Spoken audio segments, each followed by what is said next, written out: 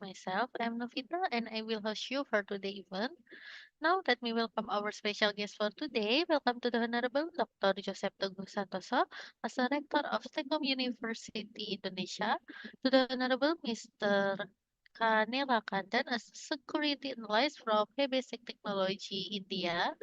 To the Honorable Mr. Surya Krishnan as a lecturer of Master in Cybersecurity, Asia Pacific University, Malaysia, and to the Honorable Dr. Eddie Jogatama Purhita as a lecturer of Visual Communication Design Department from STEKOM University, Indonesia. And last but not least, also to the honorable guests and audience today. Okay, before we begin, I have a few housekeeping notes here. Today's session is being streamed on the Universitas Tekom YouTube channel. And for today's event, we will start with the Indonesian national anthems. And in the next session, we will begin the main event presentation by our special guest for today. And continue with the Q&A session. Take a picture for documentation and last time is closing. Okay, first we will sing our national anthems for the Mr. Abdullah. You can start this session today. Thank you.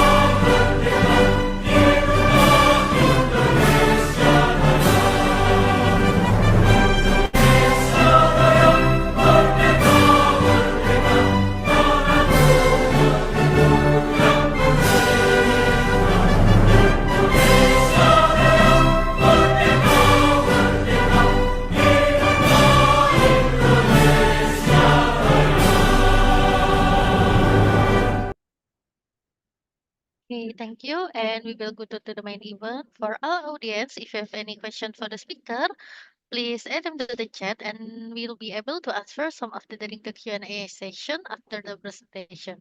And today, each presenter will have about around 30 minutes for the time presentation. Now, let's please welcome our first presenter, Mr. Neelakandan, as a security analyst from Hebesec Technology. The time is yours. Thank you.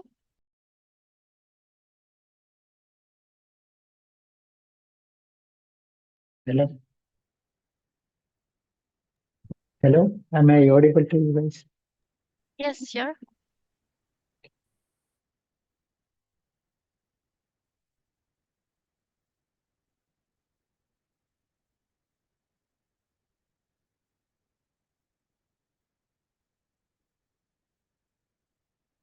Okay. So good afternoon, everyone. First of all, I need to introduce myself. So I'm Neelakandan, and I'm currently working at security as a security analyst in Hebesec Technologies. And let's go to our today's topic.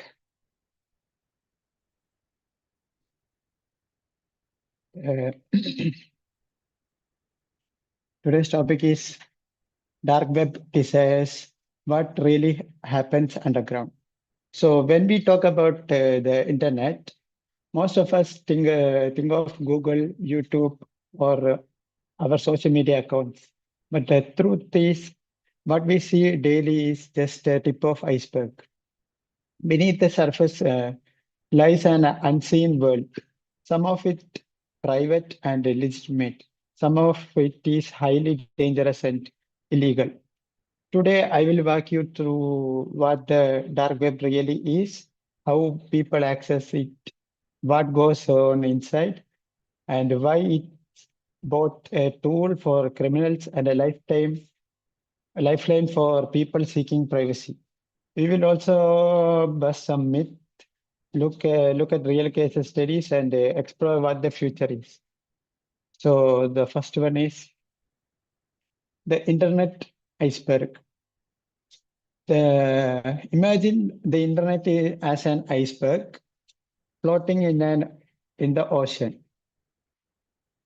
Uh, what we see above the surface represent only a fraction of what exists beneath. So the first one is the surface web. The surface web is what we use daily, like Google, Wikipedia, Netflix. It's searchable and indexed, but it's only about 4% of entire internet. The second one is the deep web is much larger, about 90% of all content. This includes your online banking, medical records, university database, corporate intranets. It's not illegal, just private. And then there is the dark web. It's about 6% hidden behind encryption. It requires special tools to access. So while the deep web is private but legitimate, the dark web is where anonymity begins. And that makes it both a refuge and a playground for cyber crimes. The next one is the entry point to the dark web. The first one is Tor browser. So Tor browser works by routing your traffic through multiple nodes around the world. Each layer of encryption is peeled away like an onion, making it nearly impossible to trace back to you. For example, if you are in India, your traffic might bounce through Germany, then the US, then Brazil before reaching the destination. The next one is I2P network. It is also known as Invisible Internet Project. A network within a network uses a garlic routing, sending multiple messages bundled together for extra anonymity. It is less popular than Tor, but more secure for hosting private services. The next one is VPN layers. It is also known as multiple anonymity layer. Many advanced users combine VPN with Tor or I2P to build multiple shields. It is more complex, but much harder to trace. So unlike Google Chrome or Safari, you don't just type and browse. Entering the dark web is a deliberate step into anonymity. Then the next one is underground economy. The dark web has marketplaces like that look like Amazon or Flipkart, but instead of buying gadget, people trade illegal goods. It's like drugs and substances, personal information, and ransomware services or for forgery documents. The first one is drugs and substances. Everything from painkiller to heroin, with customer reviews and vendors rating, are there in drugs and substances. Some markets look more professional than legal websites. From prescription medication to illegal narcotics, complete with customer reviews, vendor ratings, and quality. These marketplaces often appear more professional than legitimate website. Then we have stolen data.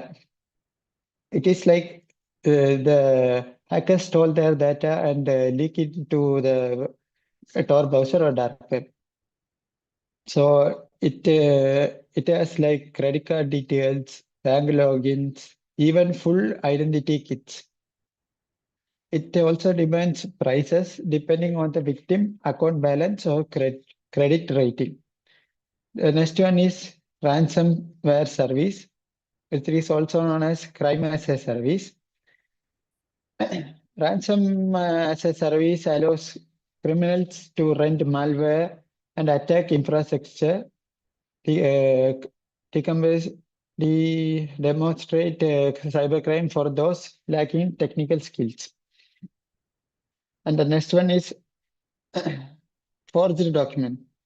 It is like a document that look like legitimate, but like it is like fake passports, driving license, medical certificate, and etc. Some of them look like realistic document. They pass basic verification check. It is estimated value of trade 300 million annually in all in crypto. This is why dark web economy is so dangerous. It lowers the barrier for crime and scales it globally. Next one is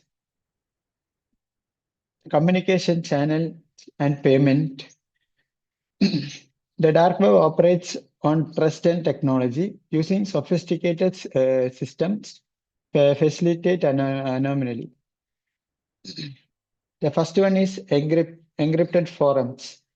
It is a secure communication.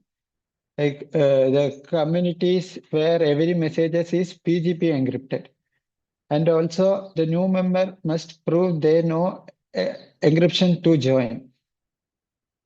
And the next one is cryptocurrency.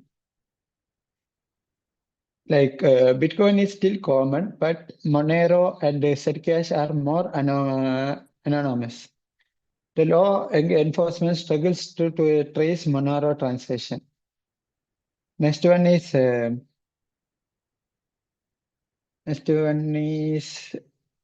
escrow system. It is like a e-buy. Money is held in escrows until both sides are satisfied. The next one is dead drop. It is also known as physically delivered. Physically delivery methods like package hidden under park benches, even dropping of drones like drugs and something. This mix of encryption, crypto, and the creative delivery makes the dark web surprisingly efficient, but also nearly untraceable. The next one is cybercrime as a service.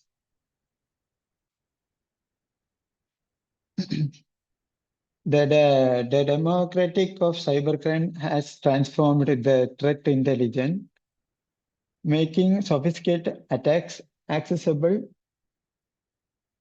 to the accessible to anyone with cryptography.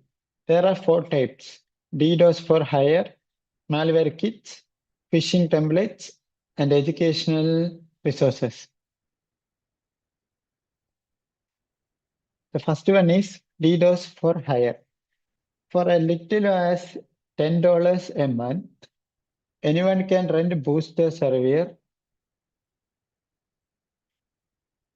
Anyone can run booster server to knock website offline. That is the work of DDoS for hire. The hackers will, if you pay a minimum of $10, they will destroy the website, or they will create a traffic in a website that the website cannot be accessible. The next one is malware kits. It is also known as ready-made threats. complete toolkits with Trojans, keyloggers, banking malwares, and etc. Often solved with customer supports and updates. The next one is phishing template. It is also known as deception tool. Sorry. It is a pre-made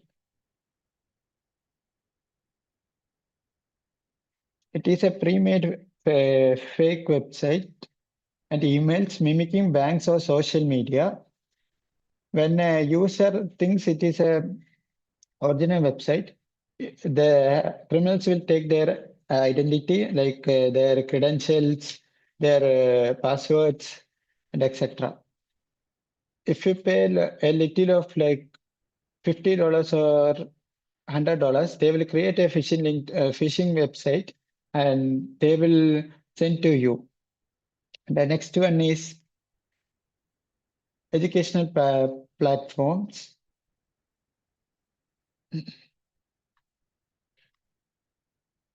It is also known as learning platform. Forums teaching or hacking step by step. Some even offers mentorship and certification. Think about it. Anyone with cryptocurrency can suddenly have power to attack companies by being democratic. Okay, the next heading is the risk of digital exploration. Venturing into the dark web carries significant risk that extended far beyond legal consequence. It is like in four types: malware and cyber threats, financial scams, law enforcement surveillance, and psychological impact. The first one is malware and cyber threats. Many dark web sites are deliberately designing to infect visitors with malware, keyloggers, or ransomware. Even legitimate looking sites can be compromised or operated by cybercrime criminals seeking to harvest visitor information. Many sites infected visitors automatically. Next one is financial scam. The anonymous nature makes it impossible to verify vendors legitimately. Exit scams are common, where the marketplace operates disappear with user currencies deposit, sometimes worth millions of pounds. The next one is law enforcement surveillance. Police agencies worldwide actively monitor dark web activities using sophisticated techniques to identify users. Simply browsing certain sites can put you on a watch list, regardless of your intentions. Next one is psychologically impact. Exposure to extreme contents, violence, criminal activities can have a lasting psychological effect. Many casual visitors reported feeling disturbed by what they encountered during their exploration. So exploring the dark web isn't just illegal in many cases, it's personally dangerous. The next one is case study. The case study of the rise and fall of Silk Road. The Silk Road is launched in 2011 by Rose Ulb, known as Drug Pirate Roberts, focusing on drugs but with harm radiation policies and escrow service. In 2012, it is expanded to fake documents and more millions in Bitcoin revenue. In 2013, the takedown is happened. FBI shut down Silk Road and arrested Uber, seizing 26,000 bitcoins, worth 24 million at that time. Now it is in billions. It contains the legacy there are so many copycat markets are available in dark web right now, like Alpha, Bay, Hydra, and dozens of other marketplaces emerging, proving the concept of resilience. Silk Road showed the world the power of dark web market and also how resilient the dark web is. The next one is myth versus reality. The dark web suffers from significant misconception fueled by sensational media coverage and Hollywood portraits. Common myths are everything is criminal, like the assumption of that all dark web contains involving illegal activities. Then another myth is like hacker paradise. The belief that cyber criminals are lurking around every corner waiting to attack. The next one is impossible to navigate. The idea that only technical expert can access and use these networks. That is all the common myth.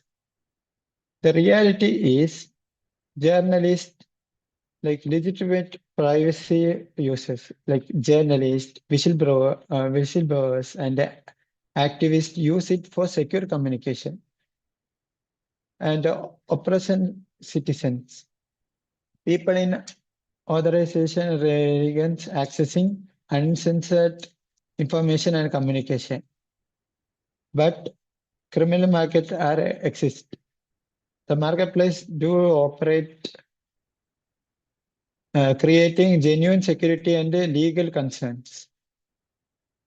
So the dark web is neither a hacker's fantasy land nor purely a criminal den. It It is a tool. How it is used dependent on the users. The next one is the future of the dark web. As a technology evolves, so does the dark web, becoming more sophisticated, fragmented, and challenging for law enforcement to monitor. Nowadays, the trend is AI. The dark web also convey the AI-powered cybercrime. It is like a automated It is like a automated threats. Machine learning algorithms are being used to create more convenient phishing email, generating realistic fake identities, and automated large-scale cyber attacks with minimal human intervention. Next one is enhancing privacy cryptocurrencies, untraceable transaction. Privacy-focused cryptocurrency like Monero and Zcash are becoming the standard, making financial tracking virtually impossible for law enforcement agency. Next one is fragmental communities, invite-only network. Criminal communities are becoming more exclusive, operating through invite-only forums and private channels that require significant repulsion or referral to access. Next one is ethical application, legitimate privacy tools. Simultaneously, the dark web continues serving its original purpose, providing secure communication channel for journalism, activists, and whistleblowers in operative agreements. The dark web is evolving and the law enforcement has to evolve just fast. To conclude this, the dark web is a double-edged sword, a marketplace for crime, a safe haven for privacy seeker. Understanding it helps us stay safer in the digital world. Thank you. Thank you. Okay, thank you so much for your presentation, Chair. And we have three questions from participants already read in the Zoom chat. First from Mr. Mahen. Does exploring the dark web expose the hidden truth of the internet or simply apply amplify society first about cybercrime? Thank you. I don't The understand the question. question I already read in the Zoom chat also. Okay, I don't. Okay, does the exploration the dark web expose the hidden truth of the internet, or simply influences? Like there are a lot of like fake websites and fake truths. Like there are certain like agencies to spread different like if the truth there is somewhat truth is there in the dark web and somewhat false accusation are also there in dark web and are individuals who use the dark web for anonymity ethically different from those who use it for illegal trade. No, it is like both are using the Tor network or like dark web. If you use the Tor browser, it is connected to Tor network. So both are like are in same anonymity ethically. Should cybersecurity education includes exposure to dark web or does the risk? You know, I think the cybersecurity education have to include more exposure to the dark web because there are a lot of information are there in the dark web to the cybersecurity students, and the dark web contains many inside information. Like whistleblowers will through certain information that cannot be accessed to the deep web. Uh, so that is the answer for the questions.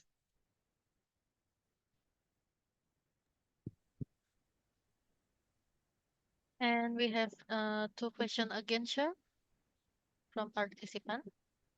Yeah. Okay. So Rendra actually asked, are individuals who use the dark web for anonymity ethically different from those who use it for illegal trades? I I think the Tor browser, like as I said, the Tor browser connects to like the Tor browser connect in same network. So the illegal trades, like if suppose someone is buying drugs like in from the dark web, it is using the same same anonymity as the users. So they both are same. And the next question is, should cybersecurity education includes exposure to the dark web, or does that risk normalizing illegal activities? As I said, the cybersecurity should educate, like more, give more exposure to the dark web because there are a lot more information than the deep web, and you can gather certain inside informations like if there is an suppose if there is an FBI attack or FBI is in the dark web, they will share certain information through the dark web. So we can easily access to the many information. So I think the cybersecurity should educate more exposure to the dark web. I think that's all. Okay, thank you for answering, sir. And then we will go to the second speaker, Thank you. Mr. Surya Krishnan, as a lecturer of Master in Cybersecurity from Asia Pacific University, Malaysia. The time is yours. Thank you.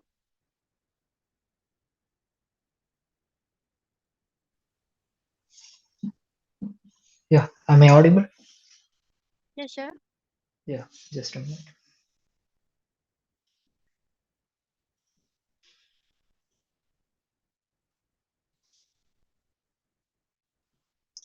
Okay, thank you, Novita, for the warm welcome and good afternoon, everyone.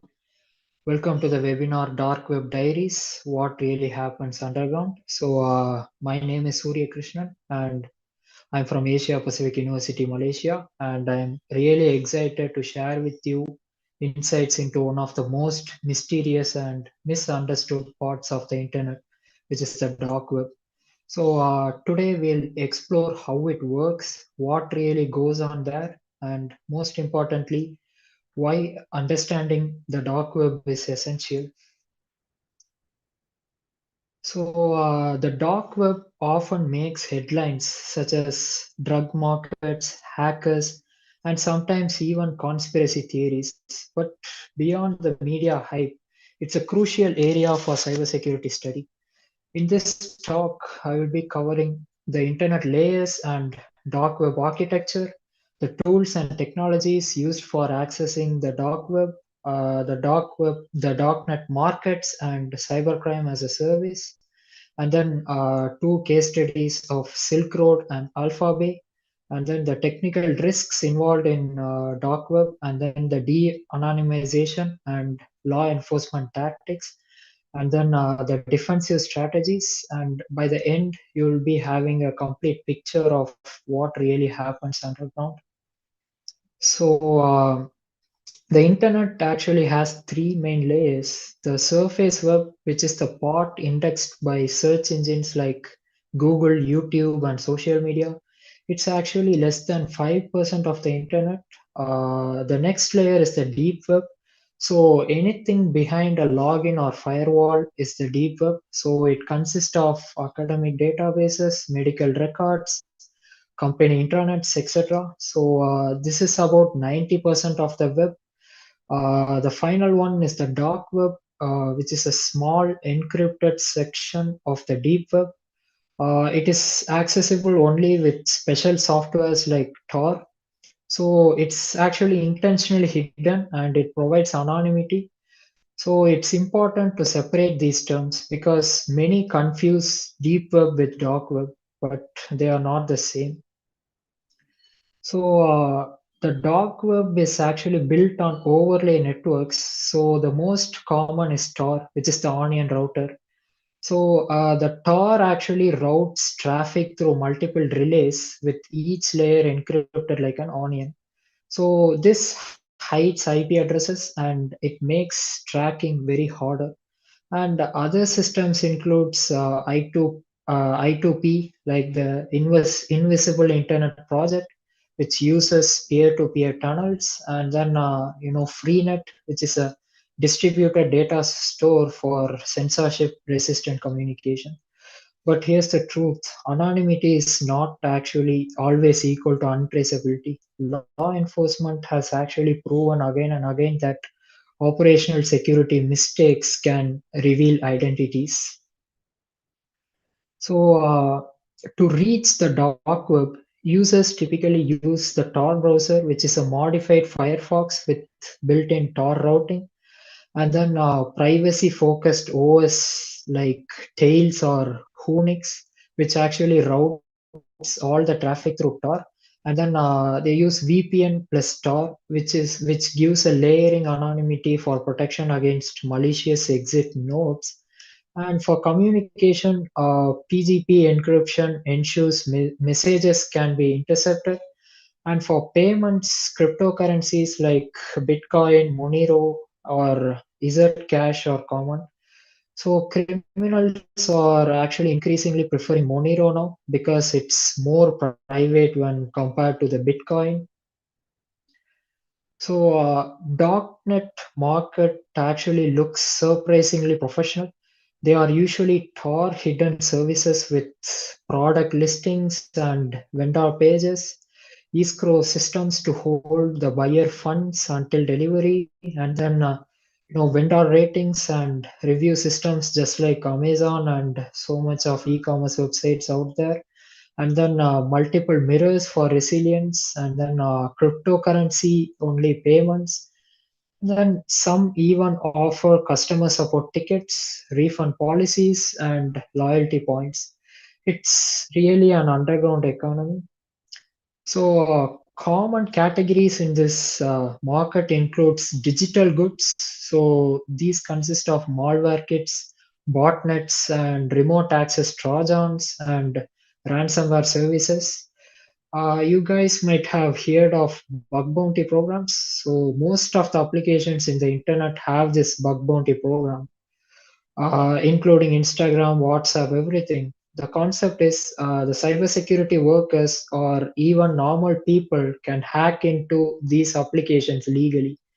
If a white hat hacker was able to hack into this application and he found a vulnerability, he will disclose the vulnerability to the corresponding company. Then the company's security team will work on this vulnerability and they will patch the vulnerability.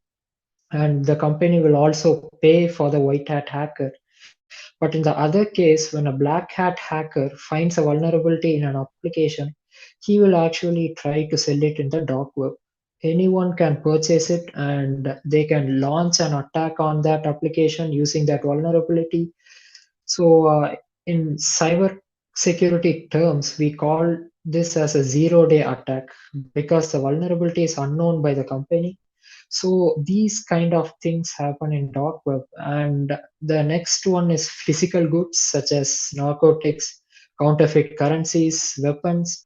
The final one is data trade. So massive databases of leaked emails, stolen credit cards, full identity packages such as fulls are available in the dark web. So for cybersecurity professionals, the data trade is the most important because it actually fuels identity theft, credential stuffing, and further cyber attacks. So, cybercrime as a service has evolved on the dark web. So, you can actually find ransomware as a service. So, developers actually built ransomware, affiliate and distribute it, and profits are actually shared. So, this is the same concept that I mentioned in the earlier slide. So, and then they provide DDoS as a service, so booter and stressor services where everyone can rent a botnet nowadays. And then phishing as a service, pre-built phishing kits, often with dashboards and even hosting is included in that. And then certain credential stuffing tools, which consist of automated scripts with proxy lists for large scale attacks. This actually lowers the barrier to entry. So even someone with little technical knowledge can launch sophisticated attacks. So the underground economy actually thrives on crypto. So the mixers and tumblers obscure the source of Bitcoin by mixing it with the others. And privacy coins like Monero make tracing even harder. And escrow services act as a trusted third parties for transaction. So this is one of the case study, Hydra market, which was functioning in Russia. It actually laundered billions in crypto until it was taken down in 2022 by German authorities. So it was actually a hub for money laundering services tied to ransomware gangs. So this is one of the case study. So Silk Road, it was the first famous .NET market. It was found in 2011 by Ross. He was known as Dread Pirate Roberts. So this market actually sold drugs, IDs, and services. Its model was actually revolutionary. It consisted of escrow payments, Bitcoin transactions, and even vendor ratings. But Ross actually made certain operational security mistakes. He reused his personal email for early Silk Road posts, and then he logged into admin accounts without tar ones. So it was actually tracked through metadata, and the FBI arrested him in 2013. It proved that even the most careful dark web operators can be caught. So after Silk Road, Alpha Bay was launched in 2014. By 2017, it had around 40,000 vendors and 200,000 users. It actually sold everything from malware to guns. But in 2017, an international operation by the FBI, Europol, and the Dutch police took it down. And the Alphabase founder was traced through reused email addresses. And then after that, the Dutch police actually secretly ran another market, Hansa, for a month. This is actually called a honeypot. So they collected thousands of vendor identities by logging communications. And this was one of the most biggest coordinated takedowns in darknet history. So the darknet forums are actually filled with malware and exploits. So you can find zero-day vulnerabilities, as I mentioned earlier, and they are sold for around $100,000 or more. And then remote access Trojans are also sold. It actually let attackers spy on the victims. And then ransomware kits are often bundled with technical support. They actually provide 24/7 technical support also. And then banking Trojans are sold with regular updates. So there are actually so much myths about the dark web. So one of those myths is the dark web is actually so massive, but the reality is it's so tiny when compared to the deep web.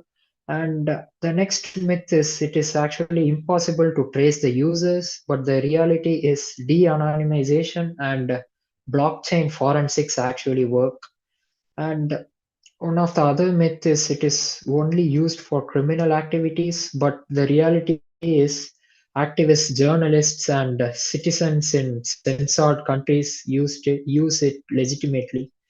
So it is not like a lawless universe, but it is a complex ecosystem. So why shouldn't ordinary users explore the dark web out of curiosity? So there are so much of reasons for that. The first reason is scams. So the many listings in the dark web are fake. If you just search on YouTube how to access dark web, it will show you thousands of videos, and it will also give some websites like Hidden Wiki. And then if you see in the hidden wiki, there will be listings of so many websites. But most of them are fake websites. You will lose your money if you purchase anything in those fake websites. So the next one is malware. So downloading files from dark web is risky. In some cases, malwares will be downloaded even with or without our knowledge, because there is no restrictions for websites in the dark web. There is no certificates like TLS or SSL to restrict dangerous website. So the attacker can add the malware in the website, and it can be programmed to automatically get downloaded while a user visits the website. So that's why dark web is so dangerous. And then the next one is law enforcement honeypots. So some sites are actually traps. So as I mentioned earlier in the previous slides, Hansa operation was a honeypot set by the Dutch police. Like that, there will be so much of honeypots in the dark web. So the users should be very careful while accessing the dark web. And then the final one would be operational security mistakes. And one slip can reveal your entire identity. And even seasoned operators make mistakes in dark web. So there will be a question. This much of things are happening underground. Then how do investigators trace the users?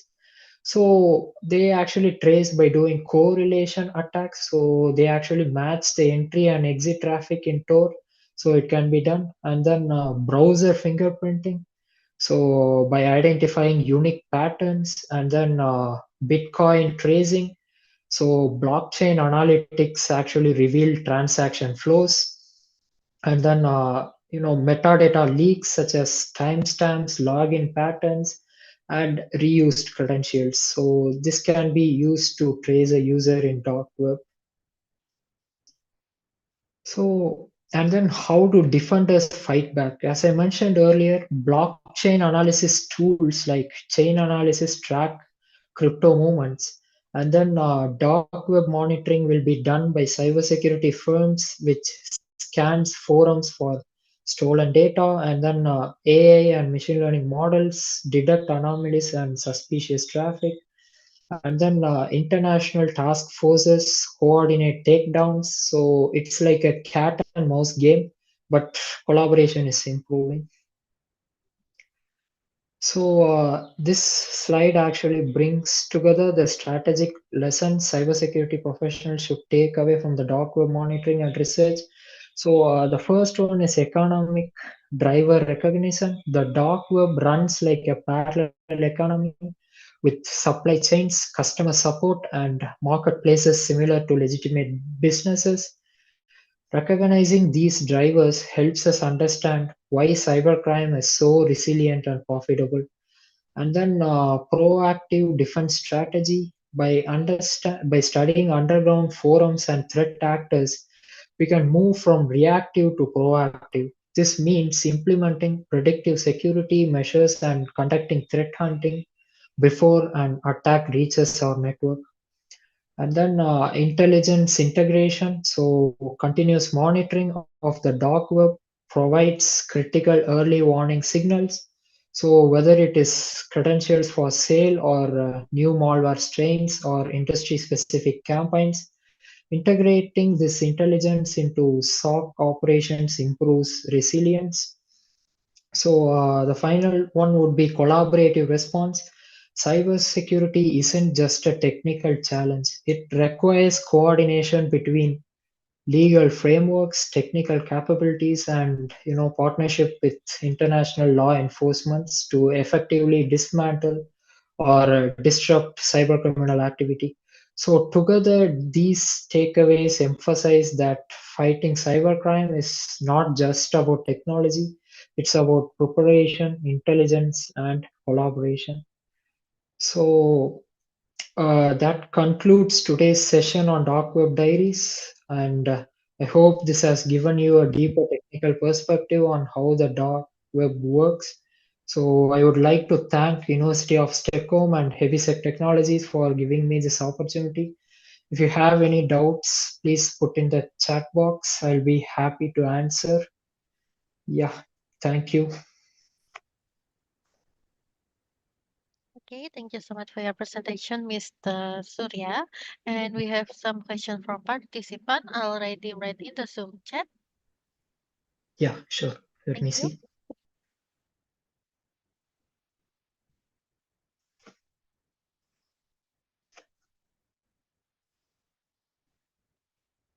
So the first question is from Abdul. So is the growth of cryptocurrencies making the dark web more powerful or simply exposing gaps in global financial systems? So the problem is the growth of cryptocurrency is making the dark web more powerful. So most of the cybersecurity agencies are inventing things to actually track the cryptocurrencies, but still it's in the research phase. So that was a good question, Abdul. And then Paulina, so could the dark web ever be transformed into a tool for positive change, or will it always remain dominated by illicit markets? Uh, I hope that it will be dominated by illicit markets because the illegal things cannot be most of the illegal things cannot be done in the outer world. So most of the criminals are using the dark web. So obviously they will be dominating the market.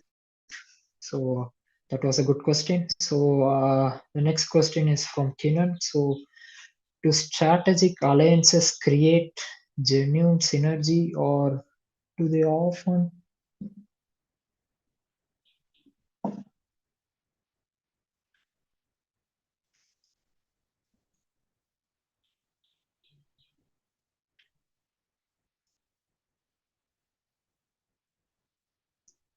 So they actually create synergy in shared goals, but underlying competition usually remains just beneath the surface. So I hope that I have answered all the questions. So thank you, Novita. Okay, thank you so much for your presentation, Mr. Surya. Yep. And then we will go to the last speaker for Dr. Edi Jogatama Purhita from STEKOM University, Indonesia. The time is yours. Thank you.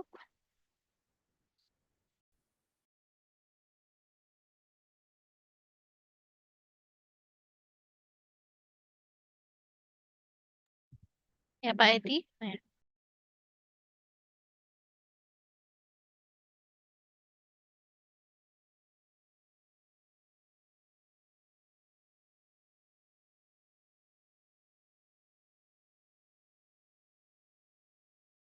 Sudah, Pak, sudah di co-host.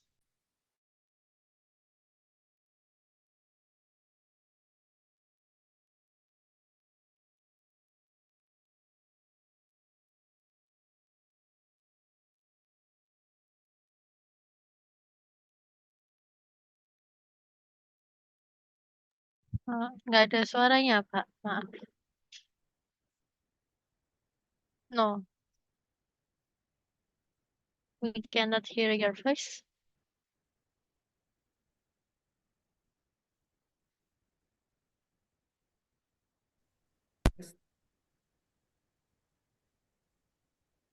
Tes, tes, tes, tes. Tes? Sudah kedengeran. Baik. Oke.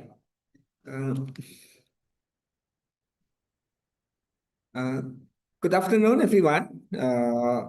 Today we will explore the concept of the dark web, a hidden layer of the internet that cannot be accessed through regular browsers or search engines. While the surface web is what we use daily, the dark web offer anonymity and privacy, but also carries significant risk to illegal activities often associated with it. In this session, we will discuss this topic. Yeah, I prepare my presentation.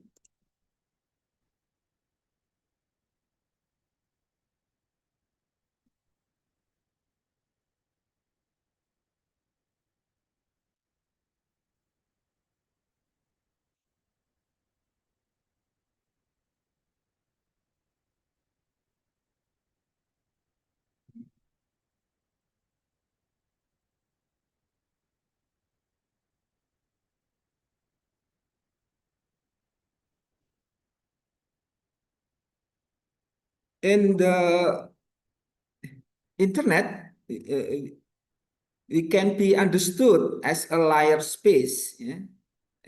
The internet consists of the three layer, surface web, uh, deep web, and dark web. Yes. At the top layer is the surface web, which consists of websites that are publicly accessible through search engines as Google, yeah, Yahoo, or another search engines. Below it lies the deep web, which contain data or information not indexed by search engines, such as academic archive, medical database, or internal institution document. Deeper still is the dark web, a space that can only be accessed by with special tools such as Tor browsers, where anonymity is its defining features. The dark web is a part of the internet that isn't indexed by regular search engines. Yeah? The key point of this is anonymity. The dark web is designed to hide user identities and IP addresses, making activity difficult to trace. To content, some is illegal. Forum, alternative media, whistleblower platform, yeah. Some is legal, like for example, forums, alternative media, whistleblower platforms, but much is illegal. For example, drug markets, weapon street, stolen data, hacking services. That's all. They have risk because it is anonymous nature. It's full of scams, malware, and phishing traps. Accessing it without technical knowledge can be very dangerous. And accessibility requires special browsers, for example, Tor, to reach sites ending in .onion, which cannot be accessed through normal browsers. In short, the dark web isn't entirely evil, but it heavily associated with illegal activities. Would you the digital generation born into an era of constant internet connectivity has the advantage and adapting quickly to technology, but also highly vulnerable to the traps of the dark web. Curiosity, the desire for instant information, and lack of understanding of digital risks make them more likely to be exposed to harmful content or illegal activities. Uh, this is where the urgency of cyber literacy becomes critical in the era of global connectivity. Uh, Cyber literacy goes beyond technical ability. It encompasses critical awareness, digital ethic, and the skill need to protect oneself for online threats. With strong cyber literacy, the digital generation can utilize the internet in healthy, safe, and a responsible way. Dark web definition and characteristic. We were understanding the dark web. The dark web is a hidden part of the internet that cannot be accessed through ordinary browsers and is not indexed by common search engines. To access it, user requires special tools such as Tor browser and another anonymous network designed to conceal identity and location. While this technology provides high privacy, it is also widely exploited for illegal activities. Uh, it is important to distinguish between the deep web and the dark web. The deep web includes legitimate content such as academic database, medical record, or online banking services that are not meant to be publicly accessible. Meanwhile, the dark web is hidden and intentionally anonymous space within the deep web, often associated with markets for narcotic, weapon, stolen data, and other illicit content.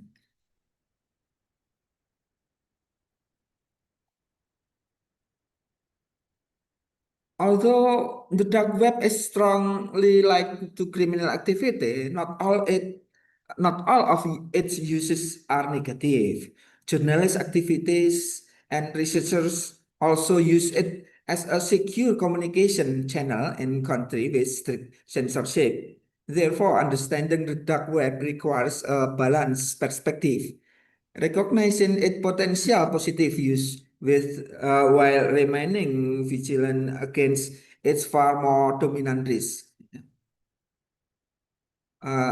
Risks and threats of the dark web. The dark web often serves as fertile ground for illegal activities that pose serious risks to both individual and society. One of the main threats is the threat of personal data, where digital identity such as credit card number, social media account, and even medical record are so cheaply. This not only cause financial loss, but also threaten user privacy and security. In addition, and the dark web is known as a hub for the trade of illegal goods and services, ranging from narcotic and firearms to malicious software, malware, designed to attack digital system, hacking services, distribute denial of services, DDoS attack, and access to stolen accounts are commonly available on this online black market. For young user, an equally dangerous risk is exposure to extreme content that many affect their psychology and social behavior. Violence, exploitations, and radical ideologies circulate freely in this hidden space, posing threats to mental health and social stability. On a global scale, the dark web poses a challenge to governments and law enforcement agencies because its strong anonymity make it difficult to trace cyber criminals across borders. This turn to the dark web into not only a personal threat but also an international security issues that demand cross-border cooperation. Then, what strategy for education and cyber literacy to face the challenge of the dark web? The digital generation must be equipped with proper education and cyber literacy. Cyber literacy is not merely about technical competence, but also includes critical skills to recognize risk, distinguish between valid and misleading information, and understand ethics in online interaction. The first strategy is to increase digital awareness from an early age through school circular and community literacy programs.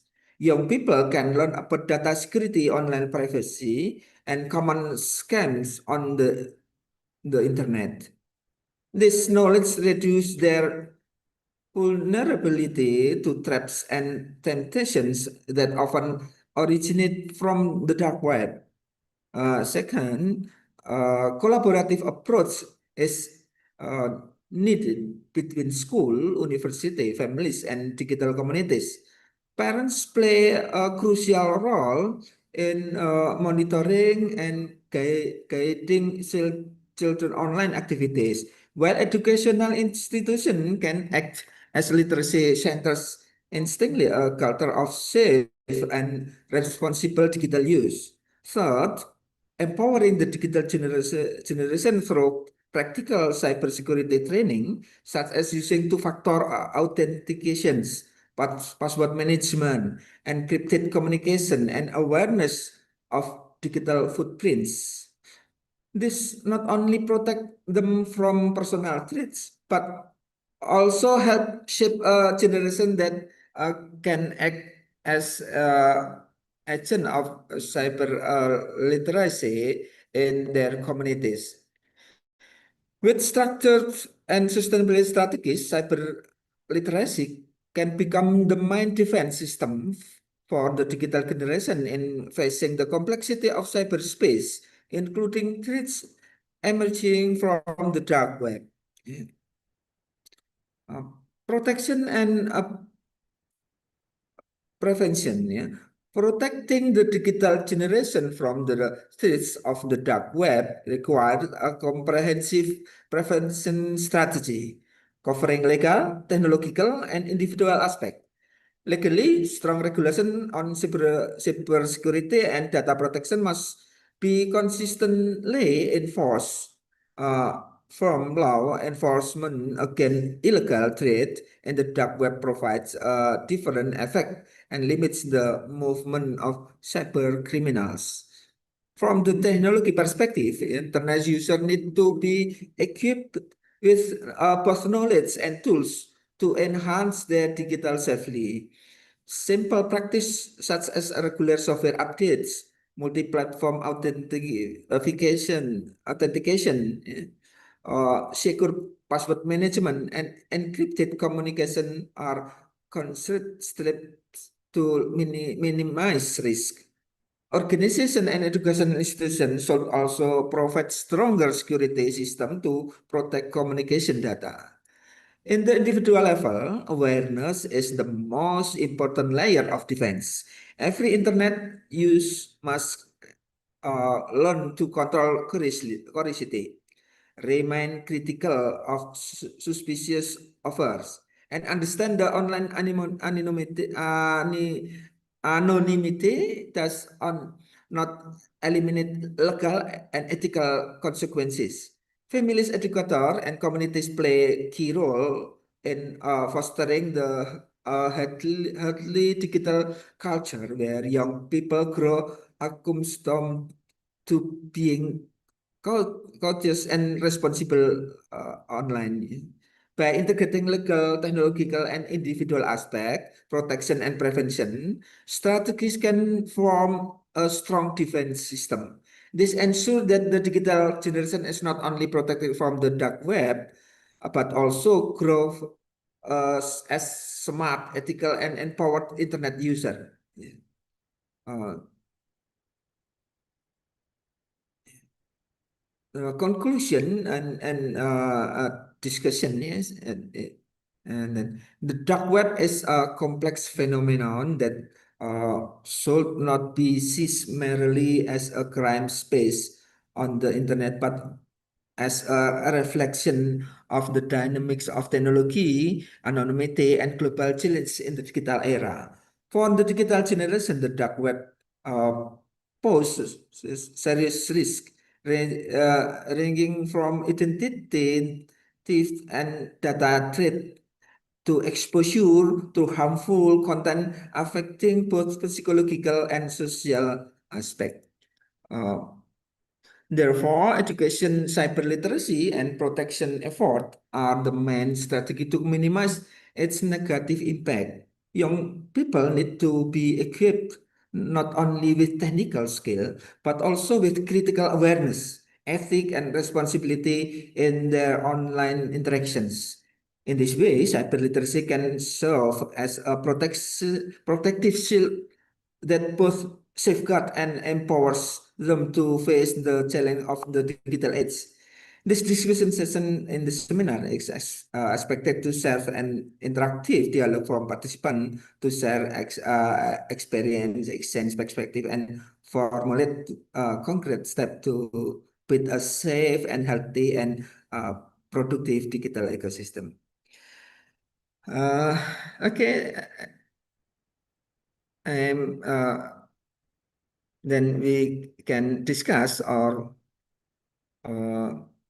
if any question you can write in the chat of this Zoom. Yeah, thank you so much for Dr. Eti for your presentation. And we have some question from participant already right in the Zoom chat. Okay. This is three questions. First question.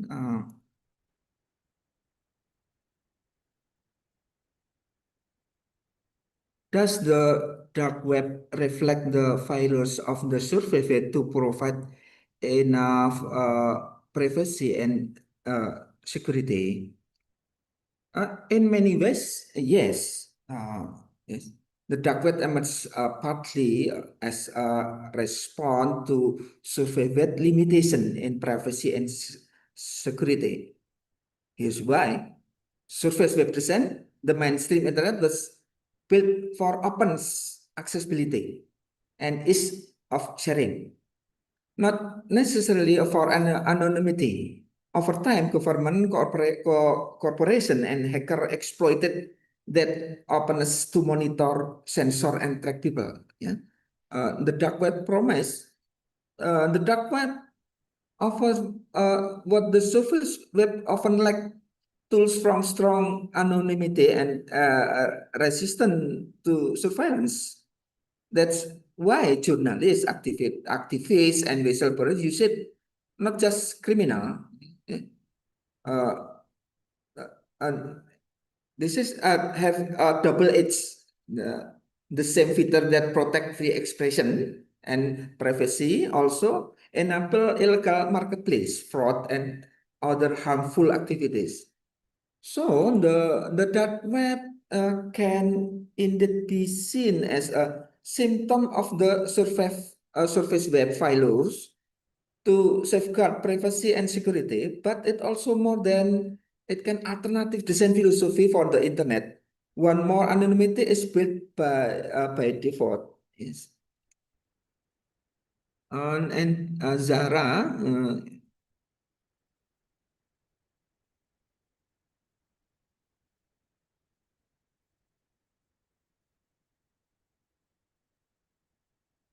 are law enforcement agencies fighting a loose battle against the constantly evolving dark web networks.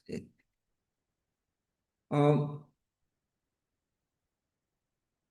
this is a critical question. The answer is but yes and no, depending on a perspective. Why looks like losing battle? Constant dark web market forum often resurface under new names server after takedown. Yes. Anonymity tool, Tor, encryption, and cryptocurrency make it difficult to trace identity and transaction. New platform use peer-to-peer on blockchain-based model, which are harder to dismantle compared to centralized website. While law enforcement still make progress, operation like Anonymous and Disruptor successfully shut down major marketplace and arrest administration. Many dark web actor slip up, reusing username, leaking metadata, or making real world mistake that investigators can exploit. In global cooperation, agencies like FBI, Interpol increasingly share intelligence, improve effectiveness. In advanced technology, AI, blockchain forensic, and improved surveillance technique are narrowing the gap.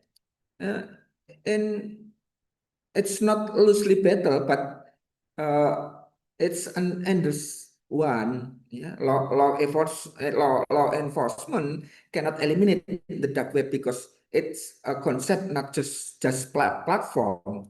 Where they can do is contain, disrupt, and deter its most harmful use. The last question from Fatima.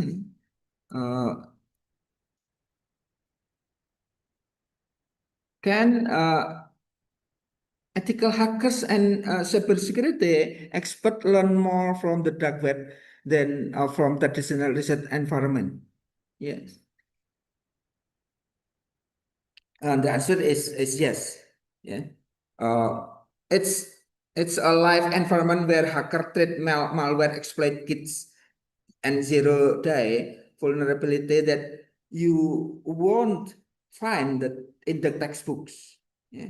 Attacker mindset, observing discussions, and marketplace reveal how cyber criminal think, organize and innovate. Yeah. Many data breaches, leaks, and attack tools appear on the dark web before they are used widely, giving different chance to prepare. Ethical hackers can study botnets, phishing kits, and ransomware operation in way traditional labs cannot fully replicate it. Why? The dark web is a valuable field laboratory for cybersecurity expert, but it must be approached responsibly, ideally under control. Legal research frameworks, traditional environment provide safe and structure, while the dark web offer raw, relevant insight. Okay, the question I can answer. Okay, thank you for your answer. I guess no one else asking again for all the speaker. Yeah, before I close this event, for all participants, please open your camera. I will take a picture on the count of three for documentation. Okay, one, two, three. Okay, next one, one, two, three. Thank you for your information. Finally, we come to the end of webinar today. We would like to thank you for our speaker for the wonderful information and sharing your knowledge. We hope this information will be beneficial for all participants. At least we hope for more collaboration in the future. The webinar for today and here. We hope to see you soon. Thank you and have a nice day. Thank you, Goodbye. Novita. Have a nice day, Mr. Surya Krishnan and Mr. Neelakandan. See you next time in Yeah, the other thank you. seminar.